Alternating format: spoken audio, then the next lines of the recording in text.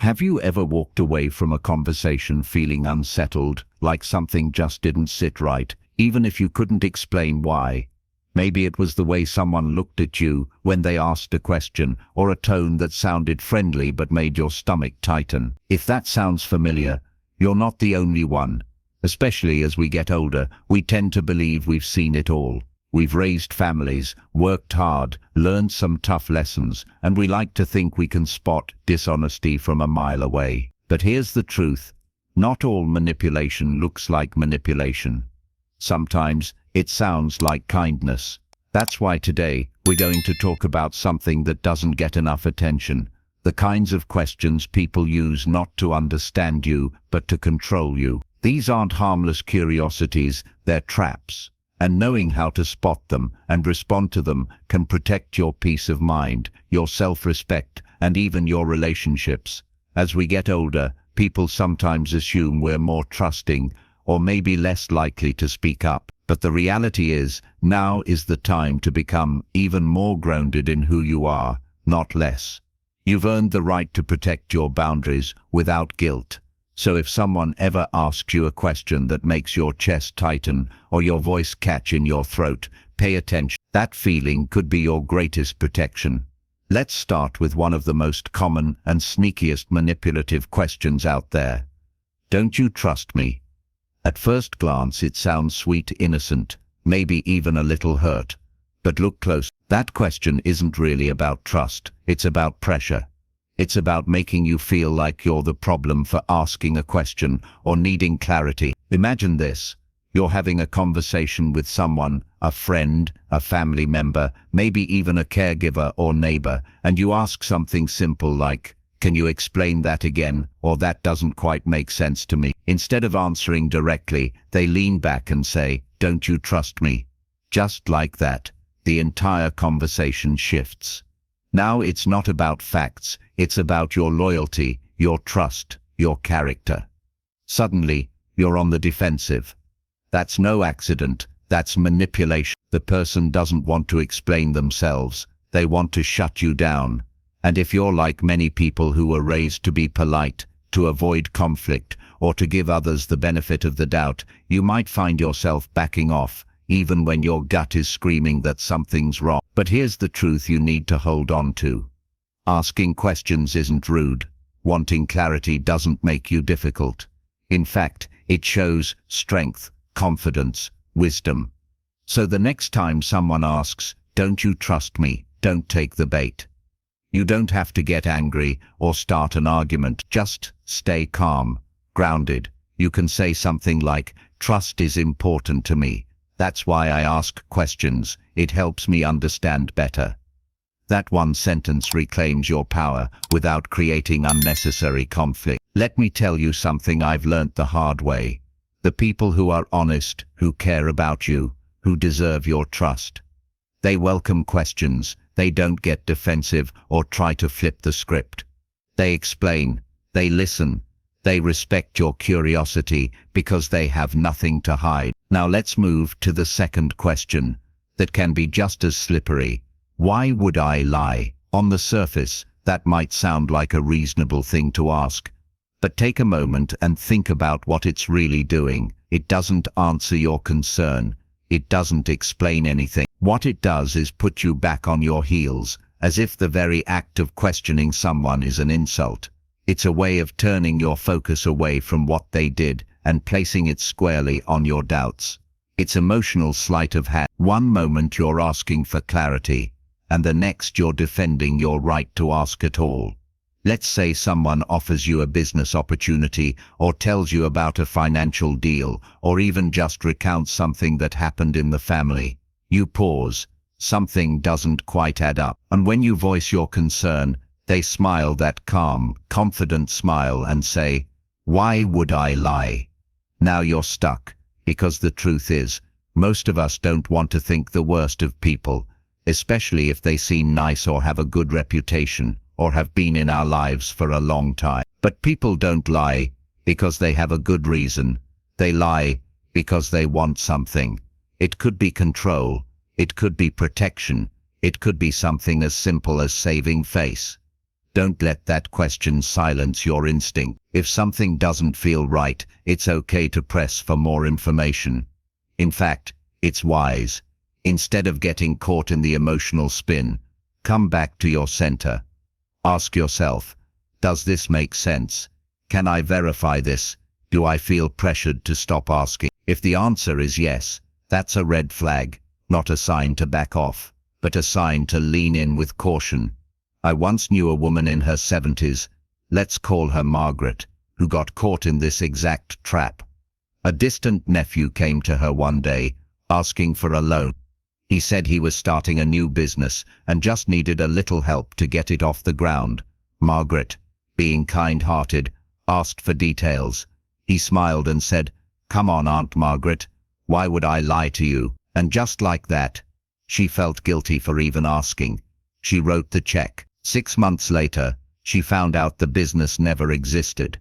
And the hardest part wasn't the money, it was realizing she had ignored her gut, because someone made her feel bad for questioning them. That's the danger of this kind of manipulation. It's not loud, it doesn't yell or threaten, it whispers, it hides behind a smile, it makes you feel like the one who did something wrong. But not anymore, not now that you can see the pattern. And once you see it, you can't unsee it. Remember this. Someone who's telling the truth has no problem being questioned. They don't dodge. They don't deflect. They don't make you feel small for wanting clarity. The ones who do, they're not protecting a truth. They're hiding a lie. So the next time someone tries to steer you away from your instincts with a phrase like, "Why would I lie?" Pause, breathe, and don't be afraid to ask for more. You don't owe anyone blind faith. You owe yourself peace of mind. And sometimes, that starts with one courageous question. Now let's keep going. There's another kind of question that might seem like a sign of closeness, but can actually be the start of a deeper manipulation, one that pulls you in quietly and makes you feel like you're part of something private, when in reality, it's a trap designed to test your loyalty. They might lean in close, drop their voice to a whisper, and ask, "Can you keep a secret?" It sounds innocent enough, even flattering, like they're trusting you with something special. But be careful. This question can carry more weight than it seems, because what it's often really asking, will you stay quiet even if what I tell you doesn't feel right? Now, I'm not saying every secret is a red flag. Of course not. Sometimes, people just want a safe space to share something personal. That's human. But when someone uses the idea of secrecy to bind your silence, especially before they've even told you what the secret is, that's something entirely different. That's not connection, that's control. Let me share a story. A gentleman I spoke with a while ago, let's call him Frank, had retired from a small company where he'd worked for over 30 years. After he left, a younger co-worker called him out of the blue and said, "Frank, can you keep a secret?" Naturally, Frank said, "Shh," out of habit, maybe out of kindness. Then the man revealed something troubling. Their manager had been quietly cutting corners with retirement benefits for several employees, including Frank. But now, Frank felt he'd promised to keep quiet, and breaking that promise felt like betraying a trust, even though it was about his own money. That's the trap hidden in that question. It locks you into a moral dilemma before you've even said yes. It can twist your loyalty into a leash. That's why it's crucial to pause when someone starts with, "Can you keep a secret?" Ask yourself, why does this need to be a secret at all? Is it about protecting someone, or hiding something? Or are they inviting you into something truthful, or dragging you into a mess they don't want to face? One of the most powerful things you can do in that moment is to delay agreement. You don't have to say yes right away. You can simply reply, "It depends on what it is," or "Tell me first, and then I'll decide if I'm comfortable keeping it between us." That way you stay in control. You don't get boxed into silence before you even know what's going on. And if what they tell you goes against your values, then you have every right to say, "I can't keep that to myself." That's not betrayal, that's integrity. And you're not too old or too nice to stand by your value. In fact, that's one of the most powerful things you can do in this stage of life. Now let's talk about another question that seems simple but can twist your mind into knots. Who told you? Have you ever brought up a concern, maybe about something you heard, or a behavior that didn't sit right with you, and instead of addressing the issue, the other person fired back with, "Who told you that?" Not "What makes you feel that way?" Not "Let's talk about it," but a full pivot to tracking the source. That question might sound curious, but it's usually not about finding the truth. It's about changing the subject. It's about making you feel like the bad guy for even knowing something in the first place. Suddenly, the conversation isn't about what happened. It's about your loyalty, about whether you're spreading gossip or getting involved in things that aren't your business. It puts you on the defense, and if you're someone who values fairness, someone who avoids drama, you might feel the urge to back off, to protect the person who gave you the information, or worse, to question whether you should have brought it up at all. But don't let that question shake your confidence. You have every right to ask about things that concern you, especially if they involve your well-being, your safety, or your peace of mind. If someone tries to shift the spotlight onto how you found something out, that's usually a sign they're trying to avoid accountability. Let's go back to Frank for a second. After learning about the retirement funds issue, he decided to confront the manager directly. He didn't accuse, he just asked for clarification. And do you know the first thing the manager said? "Who told you that?" Not, "Let's look into it." Not, "I can explain," just a sharp pivot. Like it was more important to trace the leak than to address the problem. That told Frank everything he needed to know. When you hear "Who told you that?" you don't need to answer. You're not on trial. You can stay calm and steady and say something like, "Let's focus on whether it's true, not where I heard it." That's it. That's the line that protects your dignity without raising your voice. It keeps the conversation on track, and more importantly, it reminds the other person that you're not easily distracted by smoke and mirrors. This kind of clarity takes courage, but you've already got that in you. After 60, you don't need anyone's permission to trust your instincts. You've lived through enough to know when something feels off, and when someone's trying to avoid the truth. One of the most freeing things about getting older is this. You don't have to play the games anymore. You don't have to tiptoe around people's egos, or let guilt steer your decision. You can choose calm over chaos, truth over tension, self-respect over silence, and you don't have to do it perfectly. You just have to begin with one pause, one breath, one sentence that says, "I won't be manipulated." That's how we take our power back. Not by yelling, not by fighting, but by standing firm in our awareness. We're almost there, but there's still one more manipulative question I want to talk about. One that can sneak in quietly and do more damage than you might expect. It sounds simple, almost harmless, but it can turn your entire world upside down if you don't catch it in time. The question is, don't you remember? Now this one is tricky, because memory, especially as we age, can get a little foggy from time to time. We misplace our glasses, forget the name of that actor from the old westerns, or walk into a room and forget why we're there. It happens to everyone. But when someone uses your memory against you deliberately, that's not forgetfulness. That's something else entirely. That's manipulation. That's gaslighting. Imagine someone insisting you said yes to something you know you never agreed to, or saying, "We talked about this last week," when you're sure the conversation never happened. And when you question them, even gently, they act surprised or hurt, or so convincingly calm that you start to doubt yourself. That's how gaslighting works. It doesn't just try to change what happened, it tries to change what you believe happened. It targets your confidence, not your memory. And once that seed of doubt is planted, it can grow fast. Suddenly, you're wondering if maybe you did forget something, maybe you're overreacting, maybe it's all just a misunderstanding. But here's the truth. People who care about you will never weaponize your doubt. They won't twist your uncertainty to get their way. They won't insist they're right just because you're not sure. Manipulators, on the other hand, count on that pause. They count on that moment of hesitation, because that's when you're most likely to back down. I heard from a woman named Joyce, a retired teacher in her early 70s. She told me about a time her daughter asked to borrow money for a small expense. Joyce agreed, happy to help. But a few months later, when Joyce brought it up again, just casually asking when she might get it back, her daughter looked stunned and said, "Don't you remember? You said it was a gift." Joyce didn't remember saying that. In fact, she was sure she had, but her daughter seemed so certain, so detailed in what she claimed Joyce had said, that Joyce started to question her own mind. "Maybe I'm slipping," she told herself. "Maybe I did say it was a gift." That self-doubt haunted her for weeks, not because of the money, but because she no longer trusted her own memory. And that's the worst part about this kind of manipulation.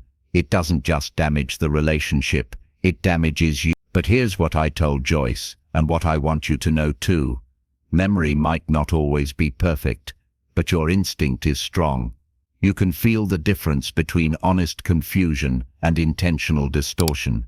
You can tell when someone is trying to explain versus when someone is trying to rewrite. So how do you protect yourself? First, take your time. If someone says, "Don't you remember?" and you feel that rush of panic, pause. Don't agree. Don't argue. Just breathe and say, "That doesn't sound familiar to me. Let me think about it." That simple response gives you space. It puts the brakes on the manipulation. Second, write things down. It doesn't matter if it's a sticky note on the fridge or a little notebook you keep by the phone. Document important conversations. Keep track of dates, promises, agreements. You don't need a perfect memory when you have a paper trail. It's not about paranoia, it's about peace of mind. And third, and this might be the most important, trust yourself. You've lived a full life. You've made decisions, handled conflict, cared for others, and come through the fire more than once. If something doesn't feel right, honor that. You don't need to be 100% certain to stand your ground. You just need to be centered in your values, in your awareness, and in your right to ask questions, no matter how old you are. Let me say something clearly. Your mind is not up for negotiation. Your perception, your clarity, your voice, they belong to you. And anyone who tries to shake that, twist it, or erase it is not operating from a place of love or respect. Now let's take a breath together. We've talked about some heavy things today, and if any of it hit close to home, know this: you're not alone. Many people, kind, thoughtful, well-meaning people, have been caught in these emotional traps. And it's not because they're weak, it's because they care, because they want to be fair, because they value connection. But caring for others doesn't mean silencing yourself. Being fair doesn't mean being fooled. And seeking connection doesn't mean sacrificing your peace. The good news is, every one of these manipulative questions, "Don't you trust me?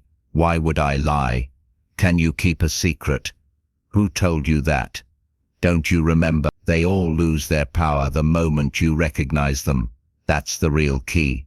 Awareness, calm, clarity, the tools of wisdom you've spent a lifetime earning. So let's take a moment to let all this sink in. If any of these situations have happened to you, if you've ever walked away from a conversation feeling off balance or second-guessing yourself, you are not weak, you are waking up, and that awareness is power. You don't have to raise your voice to be strong. You don't have to be suspicious to be wise. All you need is that quiet strength inside that says, "I will not be pressured. I will not be guilted. I will ask the questions I need to ask, and I will not apologize for it." That's the foundation of trust, not blind faith, not silence, but and that starts with you.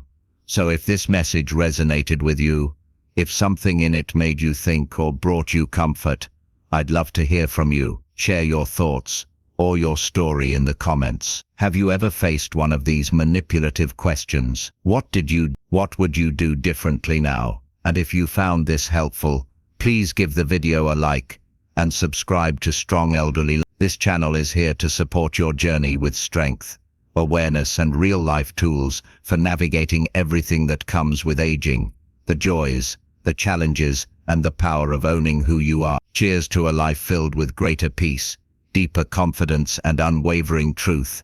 At any age, you've earned your wisdom, and your voice matters more than ever. You deserve a life where trust is not demanded, but given freely, respected, and returned. Stay resilient, stay wise, and never forget, the clearer you see the truth, the harder it is for anyone to take your power.